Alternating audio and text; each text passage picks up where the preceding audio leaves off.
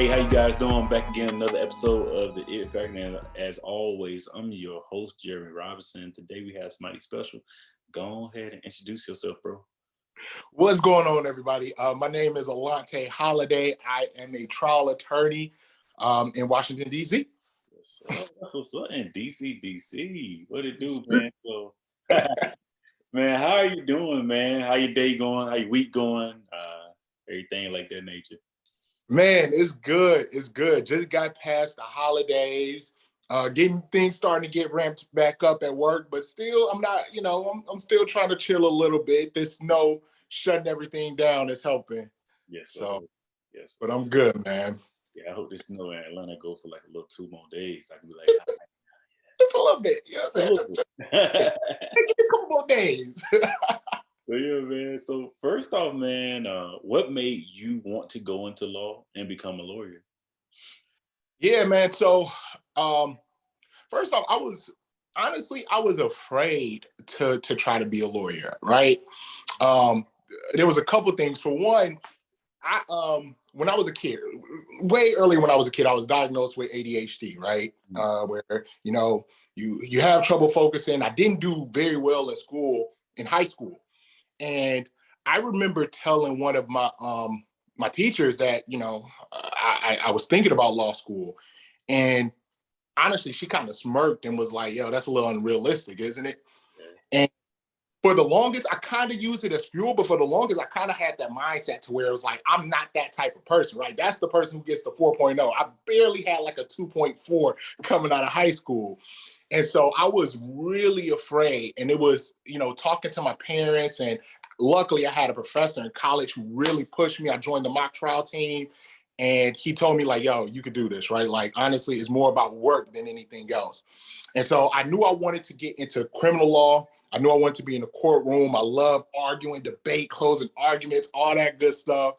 And so, it was maybe like the end of my sophomore year where I really decided like, hey, if I'm gonna do this, let's do it, right? Let me get my grades right. I really focused on getting my grades right, studying for the LSAT.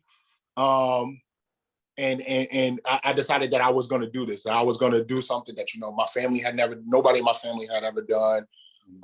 And I was going to go hard. And from there, I never looked back. Got into law school, and now I'm here, man. Right, man, that's amazing, bro. You know something that's crazy though? I didn't have ADHD, but I had a teacher to tell me the same thing, man, because she was like, she got on to me about like my writing or whatever. Bro, I'm an author, man. I'm about to be a 2-time author, and I'm an engineer. But she literally said like, yeah, I don't know, black lady too. Like literally like, yeah, I don't think you're gonna be able to make it. Yeah, black lady.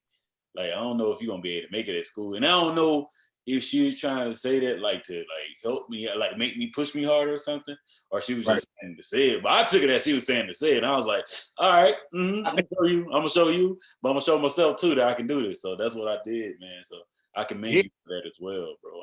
I don't know why people do that. It's crazy, right? Because it's like, look, at the end of the day, the person may not make it, right? There's a lot of times where you try and you may not do something, but it never helps to crush that dream. Because one thing that we do know, and one thing that I really learned with this whole law profession is hard work outperforms everything else.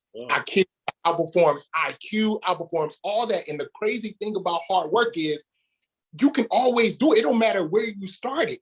And so for somebody to, luckily I had parents who were super, super like, I don't care what nobody else says, but think if I didn't have parents who were that motivating, your teacher is supposed to be the one who's supposed to tell you like, you can do this, like you got it.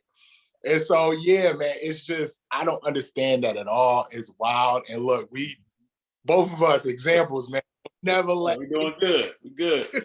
Can't do nothing but go up from here, man. We got a little stumble, but we're going to be all right, though, It's going to be good. We're gonna be So in that, I would say, so tell me about your day-to-day, man, your job, like the feel for it and things of that nature. Like, how did that go? Yeah, so, man, it's crazy because when you watch shows like Law and Order and, only thing you see is like the courtroom stuff, right? You see the excitement and arguments. But when I tell you that's about maybe 1% of what I do. And in my profession, I'm in the courtroom more than many other, like the corporate lawyers, never see a courtroom, right? And so my day-to-day is mostly, talking to witnesses, filing motions, doing research, right? Like it's a lot of behind the scenes stuff because when you see that trial, which may be 3 or 4 days, most people don't know that it's about, like I have a trial set in September right now, right? And so for 9 months, all I'm doing is working, researching, talking to experts, everything, witnesses. And so on a day-to-day basis, it's always something new. And on top of that, you also have the cases that aren't going to trial that you're always, you're in court for, you're talking, you're arguing, you're finding stuff to do for your clients. And so the day-to-day it's a little different every day. Sometimes it's talking with witnesses, getting things in place for clients, doing research. It's a lot of different things that I do on a day-to-day basis. How beneficial do you think it is to have Black lawyers like yourself? I need to be a male or woman. How do you feel like that's beneficial to have? It's one of the most important things, man. Especially because I do criminal law, right? And honestly, most of my clients look like me. And it's crazy because I know when I originally practiced in New York, and I would never forget when one of my clients was like, I've never met a Black lawyer in person. And it's like, there's a lot of us, right? So let me let you know, it's a lot of us, but it's also not enough, right? About 5% of lawyers are Black. But to hear somebody say, I've never seen a Black lawyer before, especially when most of the people who are coming through the courtroom look like me, is crazy, right? And so one thing that I tell people are like, oh, as a criminal defense attorney, oh, you're just trying to get people off. No, a lot of times it's about changing that trajectory, right? Like you have somebody who's on a path or going every which way, who's doing this, and having a lawyer who can be like, yo, this is, I ain't grow up with a silver spoon in my mouth. My mom worked 2 jobs. She was at Walmart. My dad was a truck driver. And so having, not only somebody with a similar background, but who looks like you, telling you like, hey, you could turn this around. You know what I'm saying? Like, all you got to do, I think that's so invaluable. But it goes well beyond the criminal sector as well, because when you go to the corporate, that's when it falls off even more, right? When you're talking about the amount of partners who are Black. And I feel like it's so essential for us to be in those positions so we can bring each other up, right? Right. And I just can't tell you how invaluable it is to have people who look like us. And it's happening, right? I don't think it's happening enough, but it's definitely happening every day. Yeah, man, it's a trial, man, to it, because I think about engineering, I think about football, I think about basketball, and I think about the differences of how we tie into all those things, right? But we don't need anything. Like, we don't own a team. We don't have head engineers like that. Like, I walk into work, and bro, I've been in a lot of meetings where it's just me, and I'm like, where the rest of my people at? And I have brought people in since then, and I'm happy to have done that. But it's like, we got to keep doing that, So the fact that you said what you said, and also I know you're willing to help somebody else out, that means a lot, man, to bring people out. Absolutely. And crazy thing is, oh my gosh, I would never forget this. I'm an intern, right? Mm-hmm. I go into this office, it's in Illinois, and out of, I think, 100 attorneys, there was one Black man who was leaving, right? When I came in. And let me tell you the joke that these people made. That attorney is leaving. They look at me and they're like, oh, we see why we got you coming here, Alonte. Chuckle, chuckle, chuckle. And I'm just like, this is why y'all need more. Because nobody in here knows that that's not something that you should say to the only Black lawyer. Cool. Yeah, that's cool. And that's why it's so important to have people that look like us in positions like that, right? Because I'm like, you can't do stuff like that. It can't be something that's like so rare that you can make stupid little jokes like that. I want to get to a point to where when I tell people I'm a Black lawyer, it's like, so what? Like, there's plenty of Black. That's what you're supposed to do. That's another reason why I quit the show too, though. So you see somebody like you, man, and the other lawyers or other professions that came on it, like, I can do this too. Like, that's what you're supposed to do. This is the norm that's supposed to be. This is what it's supposed to be, I want people to say, like, I appreciate being like, oh man, that's dope, a Black lawyer. Like, I love that. but I cannot wait to the point to where it's like, so what? Like I want my son son to a be lawyer too. Man, my wife a lawyer. You know, that's how it's supposed to be. So yeah, man. In that, pivoting a little bit, man, to the open topic of saying, you know, how important is social justice, the social justice system, and also how do you feel about the justice system, even though you're a part of it, you know, for our people, you know, how do you feel about that? Yeah, man. So it's hard, right? Because when I went this route, it was like tear the system down. I was like, tear it down, stop it. I don't want it. I'm gonna burn it all down. And then you realize it's like I'm a part of the system, right? It's a cog, right? I cannot say, and this is what I tell people who are looking to come into criminal defense with the same mindset that I had coming in. Like I'm gonna burn it down, and I'm like, honestly, I look at myself more as like a soldier than the like the president, right? Or the person who are writing the laws, right? I think if you want to change it, I say maybe look into being a lobbyist or maybe doing something more, because here it's definitely a system that you're on, and I feel like I'm fighting on the front lines of that system with my clients. But let's make no mistake, I am not at this point making any real internal changes. Now, my office, they are able to make a little bit more as a full office, but that lets you know that the system is something that is very ingrained and it's very hard to change, right? And I think in some instances, it's not meant to, it's working the way it's supposed to. Mm-hmm. Right? You realize like people with like mental issues, they don't need, I had so many clients where I'm like, they don't need jail. Like, it's not even about what they did or didn't do. It's they need mental help. And I'm like, if you put this person in jail, they are not going to get the help. You are not fixing anybody by doing this, but the system is so ingrained to where it's like X person does this, that equals Y, which is put them in jail. And so I think it's important to have people, you know, like me who are fighting the front lines, but also going to the background and trying to get laws changed and really focusing on what are we trying to do with this system. Gotcha, man. I like how you got that plan too. And I also tell them the truth about like, hey, you know, I am a part of the change, but can it happen in a day or even a year? No. Right. Nah. But in time, I feel like real, you know, in time, man. So with that, I would say, what is your it factor, man? Why you do what you do? Man, I do this for it's multiple things. For one, my family, right? Like honestly, you know, seeing my mom smile, I kid you not, my mom will bring it up no matter what. Y'all could be talking about the weather. And my mom would be like, speaking of the weather, did you know my son is a lawyer, right? Yeah. You know, just being able to, you know, me and my sister who's a doctor, right? Mm-hmm. First generation doctor, lawyer, being able to make that change and like set the standard and being like, help start the thing to get to a point to where this is normal, mm-hmm. but also just for our, you know, our people in general, you know what I'm saying? People who are put into the system, feel like they don't have anybody to look to. And, you know, being that person who is like, yo, I got your back no matter what. You know what I'm saying? Like if nobody else, if mom, dad, the police, the government, your teacher, everybody else is turned on you, you know, I got you. And so being able to be that person for people as well as uplifting, you know, my family is kind of the reason why I do it. I respect that, man. So one of my things that I always like to ask, bro, it can be personal, it can be professional.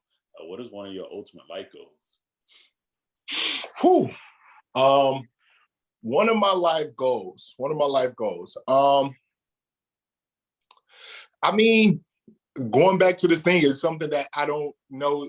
It may not even happen in my lifetime, mm-hmm. but even if I can be a part of changing the system, is something that would be, you know, incredible. Even if it's like 100 years from now, right? If I can say that I had even a small part in helping that change, I think it's something that would be, you know, incredible for me, incredible for my kids, and incredible for my kids' kids. And so you know, we don't know if it'll happen. I don't know. But every day I want to work to try to make it happen, man. Man, I respect that, man. I really do. That's real. That's real. I give you that for being genuine. And also, like, before we get to the closing question, you know, something that I always wonder when I meet another frat brother or another brother like yourself, you know, the crazy thing is, yes, we're tied by that, but we have some of the same principles of we always giving service to another person. Right. And multiple multitude of people. And I don't feel like we don't worry about, you know, getting that pat on the back. We like, okay, that pat on the back is somebody saying, hey man, your mama saying, hey, my son a lawyer. That make me feel way better than somebody saying anything else. I respect us and respect you for that, man. Like as a brother and also as a black man for what you're doing and how you're doing it. Yeah, and I appreciate you doing this, right? Like, I think that this is something that people need to see, right? Like, you know, like you said, we're out here, right? We're out here, and you want to make it normalized. And one of the ways to do it is to have something like this, to where you're bringing it to the forefront, man. And I feel like you doing something like this is something that is so incredible, because you're bringing it right to people, letting people know, like, look, you want to be an engineer, boom, we got to hear it. Lawyer, boom, this, there. You know what I'm saying? And so I really respect what you're doing here. I think it's incredible, man. Thank you, brother, man. So with that, man, do you have any questions for me? Yeah, man. So my question is, why do you do it, right? Like, what gets you up? What makes you want to do this? Kind of what got you started, man? Man, like I always say, and it always comes back to this, man. I was that kid that was like, can I be a computer scientist? Can I be an engineer? What does that look like and why they don't look like me? So I always wanted to be that person to say, let me answer these by saying, you know, let me be that person that I didn't have to say, hey, you can do this. And this is how you can do it. And if you don't do that, this can work as well. And like my motto at Clark Atlanta University is find a way to make one, man. I'm always willing to find a way to make one. No matter what my cards are dealt to me, I always do that. So when it comes down to that, I look at how can I help somebody else get to where I am or beyond where I am. So that's my main. That's what's up. And so what are some of the struggles that, because I know we've all had our struggles. What are some of the struggles that you had? So I'm actually writing a book now, man, about the art of networking, right? And I wrote about the pros and cons last night. I'm gonna continue it later today. And it's funny you asked this question. Some of the cons, the pros is always there. The cons that always come and the negatives that come behind it is the reaching out to people and like they're not being the person you think they are. So when you do the like misinformation of saying, okay, I'm gonna bring them on the show. They're an engineer. Okay, cool. You try to get the time set up. Then once you talk to them, it's like, yeah, I want to do it, but I can't do it. It's those type of things that like make you see like, okay, hey man, let's just have a conversation outside of this before this.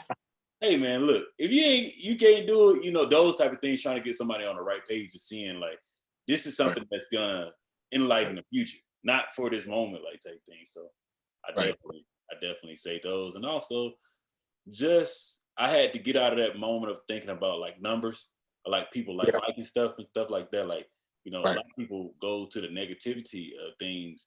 Like you see somebody like pin out a post about the downfall of a black male versus me pin out something saying, hey, this is a black lawyer. This is what you should do.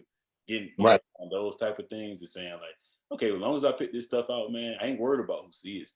As long as somebody see it and say, hey man, that's something I want to do. I'm worried about a kid more saying, hey, I want to be a lawyer now. Now that I see Mr. Holliday, I want to come on and be a lawyer. How can I get into contact with him so I can get a mentor type thing? That's what I'm worried about. So that, at the end of the day, all those cons of negativity, man, it always brings it back to a positive. So that's how I look at it, man. That's what's up, man. That's what's up. And honestly, I feel like as long as it's crazy because you say like, oh, you know, people focusing on this. One thing that people don't realize is there's typically no such thing as an overnight success, right? Like people don't know. I think who was I listening to? It was Kev on Stage, right? And he was talking about podcasts. And he was like, don't do a podcast unless you're willing to go. It was some crazy number. I think it was like a year with only a few people listening, right? Like if you're not willing to go through that, right, then don't even start, right? Mm-hmm. And so I think the great thing that you're doing is you're focusing on just bringing great content, right? Yeah. I feel like like you said, somebody's going to see who needs it. I feel like everything else is going to come, but as long as you're bringing the stuff that like matters, the stuff that's impactful, the stuff that helps people, I think that's the most important thing. And I think you got that down, man. Like hands down. Thank you. Hands. Yeah, man, all we trying to do. And I also make sure I keep it genuine, man. Like right with everything I try to do, man. And everybody always say, "Hey, man, you doing the right thing." I'm like, if enough people say it, they say you're good enough.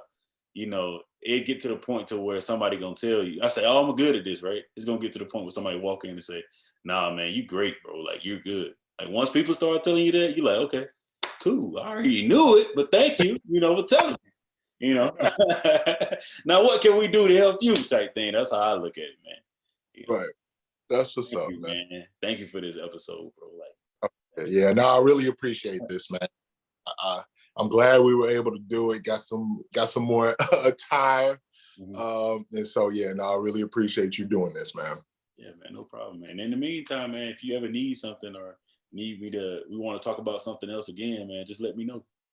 Yeah, man, absolutely. Because one thing that I would like to work on and that I'm working on is actually extending past like I always picture that once I become a lawyer, that's it, right? And when you get here, it's like, no, like I really want to have multiple avenues. I want to have, I think I'm gonna be a lawyer till I'm like 75, like old as heck.